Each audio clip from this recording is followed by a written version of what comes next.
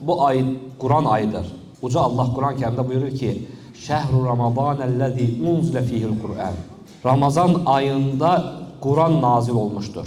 Yəni, sırf bu ayda Allah Quran nazil edib, bu bərəkətli ayda. Və bu ayın bərəkəti Quran oxumaqla bərəkəti, savabı daha da artır. Çünki insan Quran oxuduqca hər hərifinə görə 10 savab var.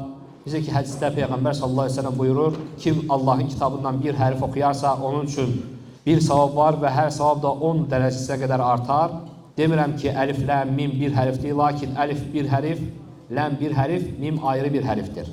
Yəni, Quranda nə qədər ayələr varsa, oxuduqca hərəsinə görə insan 10 savab qazanır.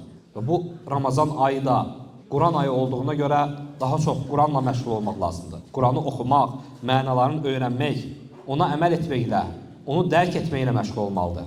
Ramazanın imanla keçirməlidir.